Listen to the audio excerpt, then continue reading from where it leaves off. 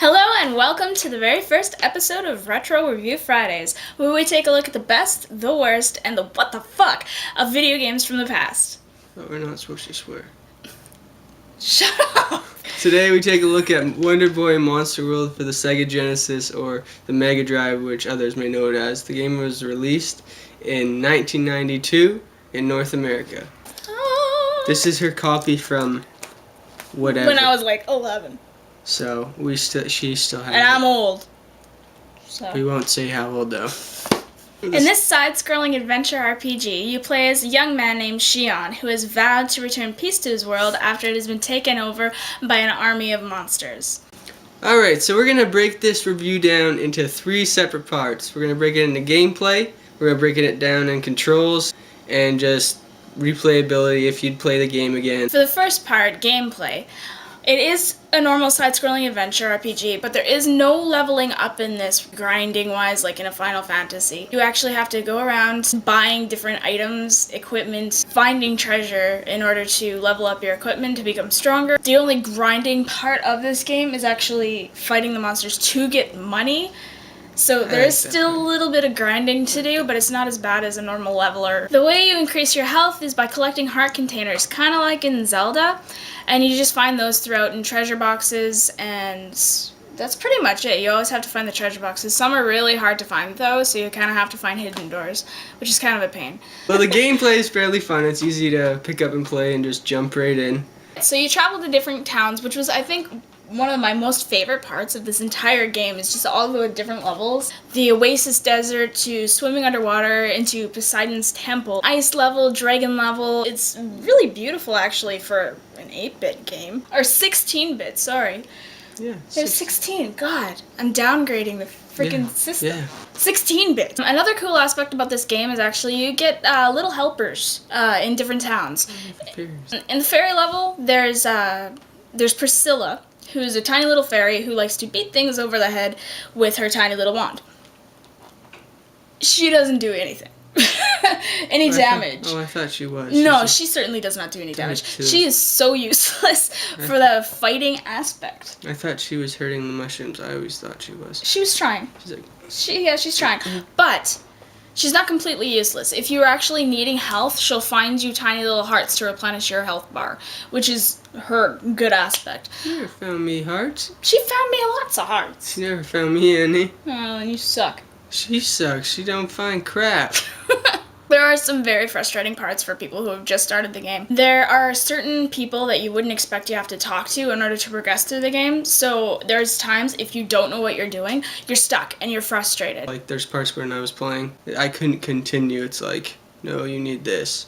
Like, even in the first starting level, I didn't talk to someone, and there's like this floating platform, and I was like, okay, well, this was here last time I played. What did I do wrong this time? Like, okay, and I went and talked to this person. As soon as I came out, there's the floating platform. Section 2. Controls. 2.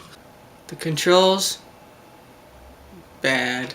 It honestly isn't that bad. For the majority of the game, you're actually running around and jumping, but to actually access your magic bar and your magic tools and any items that you need to use, it's really big pain in the butt. If you're dying somewhere and you need to use a potion quickly, it's just not like hit A and you're using it.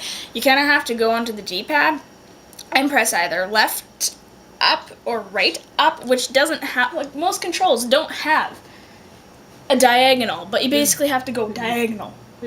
The Genesis controller has an 8 input.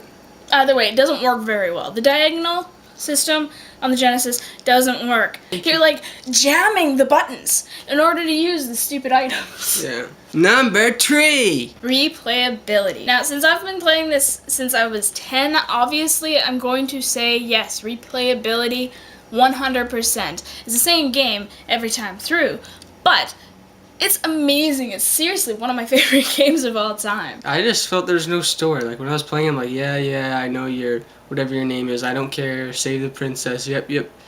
CC skipping through all the dialogue. Don't care. And I just found myself like, alright, I want to kill more. Get the armor.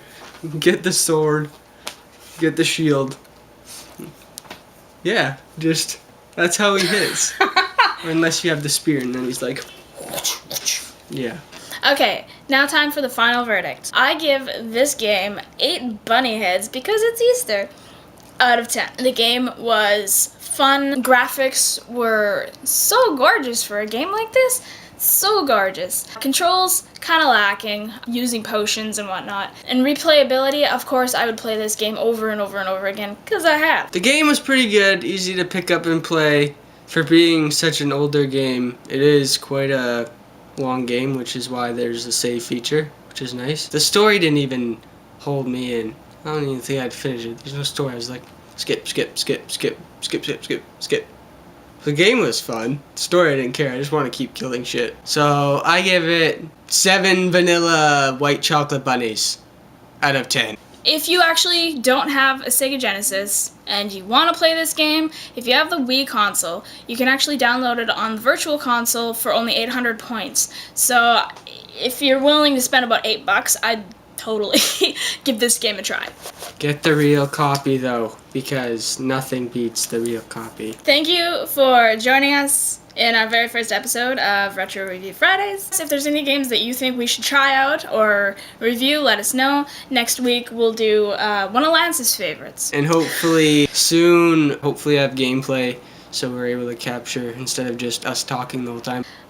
Leave a comment down below for any video games that you want us to review. Thumbs up and leave a comment below with your favorite game. Yes, tell us your favorite game. That's always cool. Alright, thanks guys.